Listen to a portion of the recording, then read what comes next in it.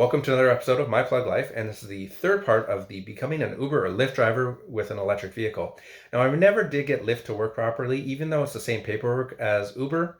So I have about 3 months experience working as an Uber driver on my off time. So if you've never used an Uber before, all you need to do is download the app, you enter your credit card information and your name, and then you choose your destination where you want to go. You have a couple different vehicles you can get. You can get an Uber X, an Uber XL, which is an SUV, Uber Comfort, which is basically more legroom, Uber Green, which is an electric vehicle, and Uber Premier, which is a high-end car, leather seating, that kind of thing. They have different prices for each of them, and some cars will qualify for multiple of them. Now, when you choose that you want to take that vehicle, it then takes a snapshot of where you are, and the driver can come to you. Now, if you move or wander from that location, it will not change. So keep that in mind. And the app is not particularly good at communicating to the driver where you are. So sometimes it'll tell it to go down bicycle lanes, only bicycles can go, or it'll tell you to go onto the street of a large complex and not tell you to come into it. So a little bit of communication issue might be there, but you can communicate to the driver with a chat dialogue or even give them a phone call. Now, at the end of this, it gives you also an estimated time that it'll take you to get there and a cost up front. So you at least have an idea of what it's going to be.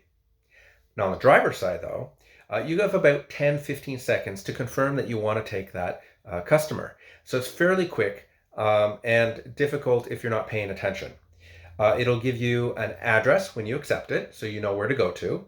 And then after you pick up the person, it'll give you the final location the person wants to go.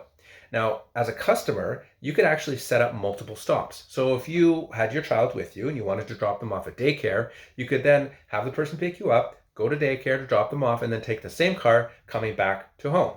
I had a few people do this actually. So then how is all this pay calculated? So it's all based off of wait time. If you're fairly prompt, it won't be charged that. There'll be the distance, and then time takes to get there. It uses Google Map to figure this all out, so it can give you a really good estimation. Typically, it tends to be a little high, so it'll be a little less than that.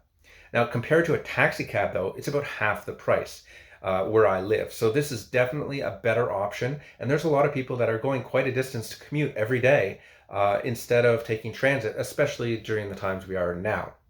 Now, there is something that does change the pricing, and that's something called surge pricing. If you're in an area where there's not a lot of drivers or it's fairly busy, sometimes it'll charge you 20, 30, 50%, even double, depending on how busy. But you have the option of just waiting a little bit longer, and then more drivers will be available and the price will come back down.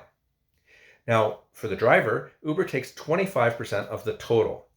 Minus the tips, you get to keep the entirety of the tips yourself. If the customer gets a special deal, there are deals out there that'll give them, say, up to 50% off. Your pay is not affected by that, so you don't have to worry about that. Then Uber will take off the taxes, the GST, PSD, depending on where you are. When it comes around to tax season, though, you still have to pay the EI or CPP and what have you. It gives you a listing right at the end of the year, fairly easy to do. Now, personally, I got paid when I was doing this around 20, 25 bucks an hour, sometimes even 35 bucks an hour doing it. And this is all based off of customers, how busy they are and how far they're traveling. I find that going a farther distance actually would pay better, mostly because there's less downtime with you. Now, also, this is Uber X. If you're XL or Comfort or Luxury, it would be a higher amount. So some people drive specifically an SUV to make that better money. Also, time of day matters. Depending on the time of day, you'll be busier or less busy, so your hourly rate can change quite a bit based off that.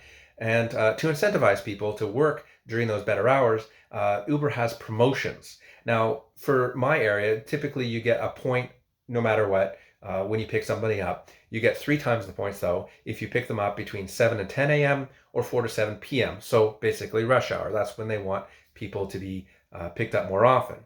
Now, these points go towards, you can save maintenance costs, you can get access to TurboTax, free English lessons. Also, another one later that you get is the ability to see the duration and the direction that the drive is going to be before you even pick the person up. Now, also, like I say, you can just end whenever you want, so there's no shift to this. You can turn on the app middle of the night, turn it off middle of the day, doesn't matter what you do. You can turn it on for an hour, turn it on all day. There are some legal limitations to how much you can drive. In my area, it's something like 14 hours a day you can drive at most. I couldn't imagine driving that much, but you could do it.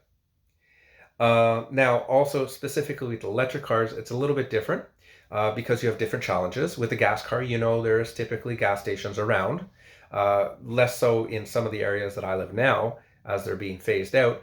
But with electric vehicles, if you have a Tesla, for example, you can see on the map where the chargers are. You'll be there maybe 15 minutes, a half an hour to charge. Maybe you'd be even charging at home. If you don't have a Tesla, you're going to have to use a public charger. So it's best to write down the ones in your area so that way you can stop by there. Those ones are a little bit longer, so you might be there an hour or so. Great time to get lunch. Now, while you have customers in the car, I found a lot of people wanted to talk, and specifically even about electric vehicles. They've never seen one before. They didn't even know how to get in one because I have a Tesla. It's a little bit different. So this is a good opportunity to tell them about your personal opinion, your experiences with your electric vehicle. And if you don't have an electric vehicle at this time, this would be a good way for you to ask some random person who owns an electric vehicle what they thought about it, and get a more honest opinion. Well, thank you very much for checking this one out, and I'll see you guys on the next episode of My Plug Life.